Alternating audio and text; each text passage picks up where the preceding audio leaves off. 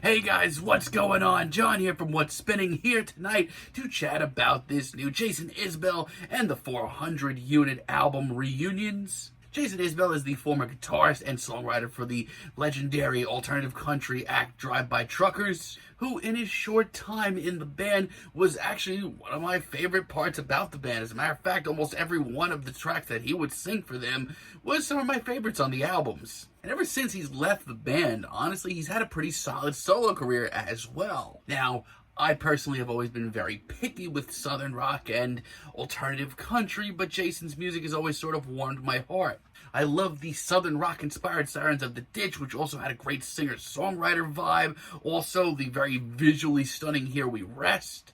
Southeastern did eventually come around to me, but when I first heard it, it was kind of hard for me to get into. Something More Than Free was very sincere. I loved that. And while I get the criticisms, and yes, it is a little too polished at times, I enjoyed the Nashville sound quite a bit too. I mean, some of his albums over the years have been stingers. I didn't exactly care for the first album he did with his band, the 400 Unit. But still, over the years, he's been one of the best voices coming out of alternative country.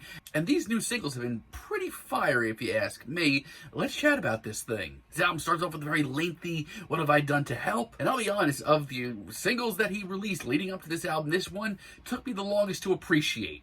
But it's grown on me quite a bit, and as far as an intro goes, it's pretty immediate. It's almost like a call to arms. The amount of unrest in this track is actually pretty immense. But Jason here takes the repeated line of What Have I Done to Help and makes it into almost like a mantra. But it seems to go a lot deeper. It goes into past relationships here. This is a pretty deep album, but spoiler alert, Jason Isbell's entire discography is pretty deep. It takes a while to sit with, but it's very telling. And some of his performances, especially in the second half, are seriously some of his most charismatic here. After all he's done, he's still one of the more compelling acts in alternative country. Dreamsicle, on the other hand, is kind of more along the lines of exactly where you'd expect to hear Jason, and that's not a bad thing. This is a track deep-rooted in his childhood and tells about the good and the bad, and it's pretty visually stunning. It's actually beautifully arranged and actually makes me feel like I've experienced this all, even though I certainly have not. It's a tremendous tune. Only Children, on the other hand, is very airy, very light on the ears, and it's freaking gorgeous. And Jason's vocals, especially some of the harmonies he does here, freaking rule. There's a lot of reminiscing on this album. As a matter of fact, as a whole, this album seems to be 40 minutes of reminiscing. But Jason's made a career of that, even dating back to his career with Drive-By Truckers. And because of that, visually, this track is a feast. Acoustic solo towards the end is masterfully done, and I really love the warm atmosphere. It's a great track. God, the material on this album is so deep, so heartfelt. Take Overseas, for example. I love the guitar solo here and the way this one just picks up a little bit. It's a little bit gruffer. Some of these lines here, like the opening one about the ghost town with no ghosts in it, whew, that's good. Now, while I did enjoy the last Jason Isbell project quite a bit, I understood what people weren't feeling about it. But this, to me, just this track in general, this album is really heartfelt. Shows Jason just really singing about tracks that are near and dear to his heart and giving some really heartfelt performances. More importantly, he seems to have reignited a little bit of a fire.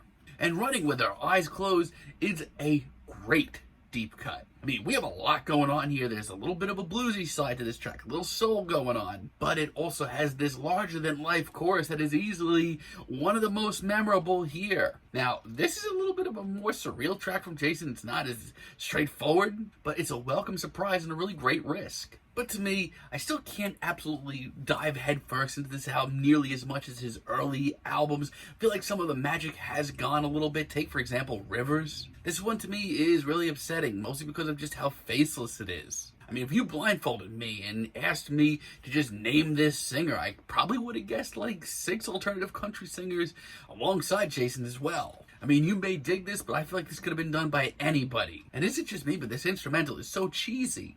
And some of these softer tunes here, man, I don't get it. Take, for example, St. Peter's Autograph. I don't know if it's just me, but these acoustic ballads just are really lost their luster. Jason sounds exhausted here, may I even say bored. And it's a shame because I genuinely love the tale he spins here. But outside of that, this one just blows by and doesn't really affect me that much. And It Gets Easier isn't much better. I don't actually mind the rustic vibes here. I actually think as far as a stripped down tune goes, this is the way to do it. Man, lyrically, this is my least favorite track here.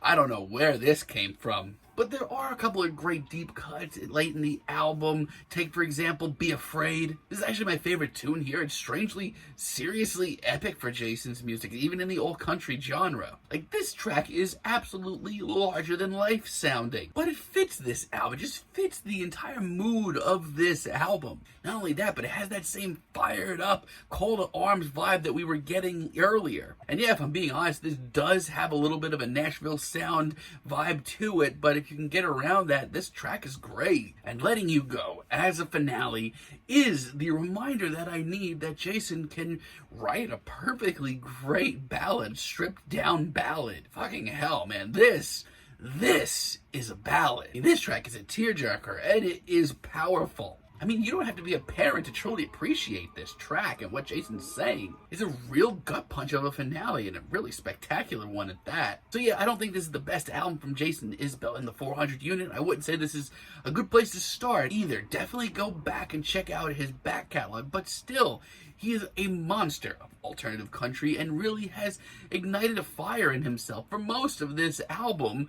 Yeah, it's definitely worth listening. It's actually pretty damn solid. I'm feeling a strong 7 on this album, but let me know what you guys think down below. If you liked the video, be sure to give us a like, give us a subscribe, and let me know down below what you would like for me to chat about in the future. And until next time, have a great day, guys.